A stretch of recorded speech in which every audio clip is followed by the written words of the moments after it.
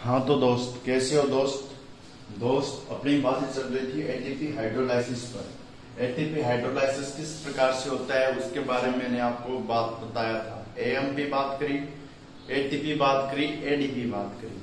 आज अपन किसकी बात करेंगे स्टूडेंट? इसके कुछ पॉइंट आएंगे उसकी बात करेंगे, उसके बाद में कुछ क्वेश्चन बनेंगे उसकी बात करेंगे। स्टूडेंट एटीपी हाइड्रोलाइसिस में ये पॉइंट 2 और हैं वो लिखने हैं, आपके 3 नंबर का काम पक्का है। अगर 5 में आता है तो स्टूडेंट आपको मैंने स्ट्रक्चर बनाया उसी प्रकार से लिखना है। तो देखिए स्टूडेंट, एटीपी में क्या देखेंगे? ATP is continuously formed and consumed.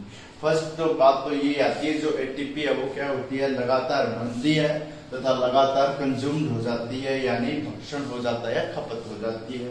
ठीक है, फॉर्म्ड बनेगी और समाप्त भी हो जाएगी। तो बायोलॉजिकल सिस्टम में एटीपी फ्री एनर्जी का प्रिंसिपल इमीडिएट डोनर होता है।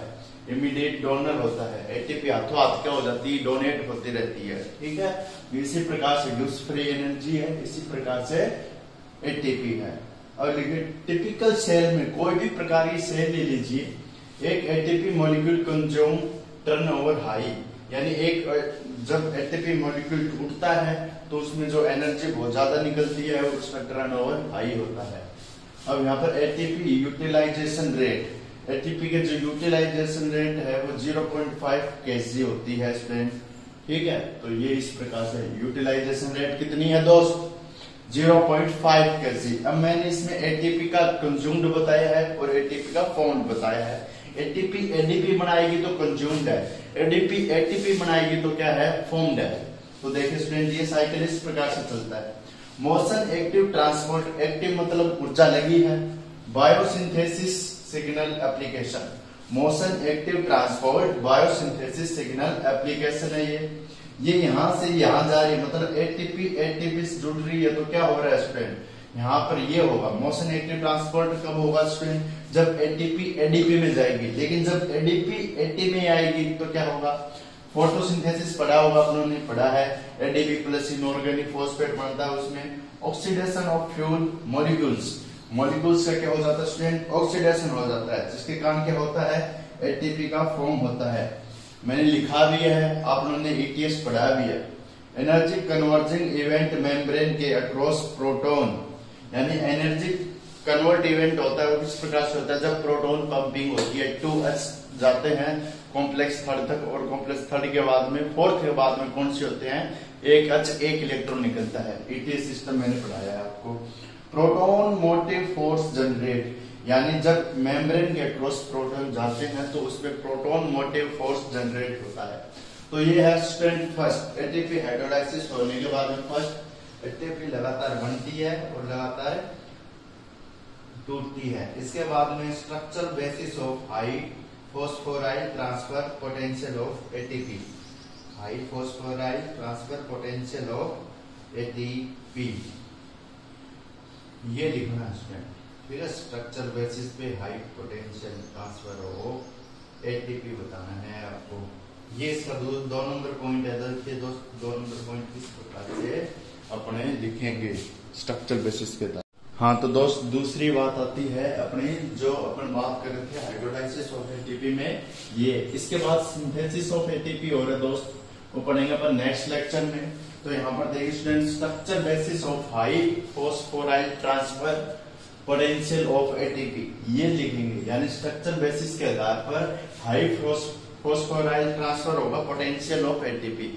डेल जी की बात करेंगे, फ्री एनर्जी साथ में चलेगी स्टूडेंट। 2 समीकरण लेंगे, जिसमें एक तो एटीपी बना रहे हैं अपन, एक अपन ग्लिसरॉल 3 फॉस्फेट रहेंगे जिसमें से ग्लिसरॉल बनेगा। दोनों लेंगे, लेकिन स्टूडेंट ग्लिसरॉल में क्या होगी? एनर्जी कम लगेगी, लेकिन इसमें एनर्जी ज्यादा लगेगी। दूसरी बात स्टूडेंट क्या होगी? स्टूडेंट इसमें क्या होगा?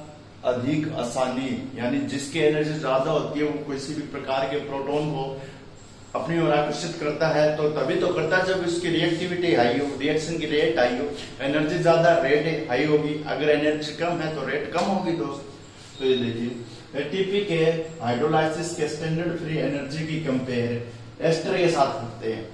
एस्टर के साथ करते हैं अपन, किसकी कंपेयर करते हैं? फ्री एनर्जी की। Ester R C double bond O और OR ग्रुप, यहाँ पर एटीपी प्लस पानी, हाइड्रोलाइसिस का मतलब तोड़ना, तो यहाँ पर टूट जाएगा ADP inorganic phosphate plus H plus ion.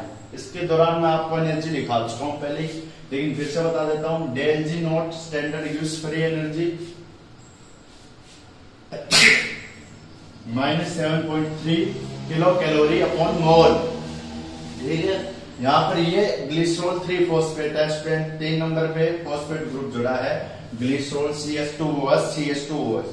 जब दो ग्रुप हो यानी दो क्या हो आपके एल्कोहल ग्लिसरॉल बोलते हैं, और 3 को ग्लिसरॉल है।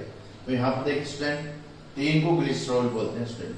अब यहाँ पर देखिए HO CH2OH और ये एक फॉस्फेट ग्रुप, इससे वाटर जोड़ेंगे, वाटर जोड़ेंगे तो इनऑर्गेनिक फॉस्फेट बनेगा। और यहाँ पर ग्रुप देखिए 1 2 ग्रुप था और एक ग्रुप और बन गया, एक ग्रुप ज्यादा आ गया, फॉस्फेट है del G naught 2.2 kilo calorie mole. इसकी एनर्जी गिव्स फ्री एनर्जी और इसकी किसकी ज्यादा, दोनों में से दोस्तों।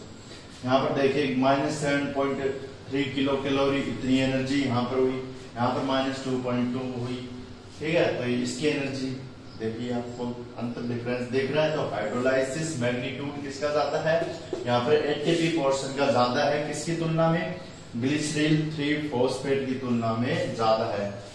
दूसरी बात terminal phosphoryl group, terminal phosphoryl group, यहाँ पर भी फॉस्फोराइल ग्रुप होगा, यहाँ पर भी फॉस्फेट ग्रुप होगा टर्मिनल पर। H2O के प्रति उसकी टेंडेंसी एटीपी वाले प्रोसेस में ज्यादा होती है, जबकि ग्लिसरॉल 3 फॉस्फेट की तुलना में कम होती है, ठीक है, तुलना कम होती है, यानी इसकी ज्यादा इसकी कम। इसी कारण से अपन लोग क्या बता सकते हैं, एटीपी का हाइड्रोलाइसिस ज्यादा होता है। आया समझ में, ये है। अब इसके बाद में सिंथेसिस ऑफ एटीपी आएगा, वो पढ़ेंगे नेक्स्ट लेक्चर में। Okay guys, bye.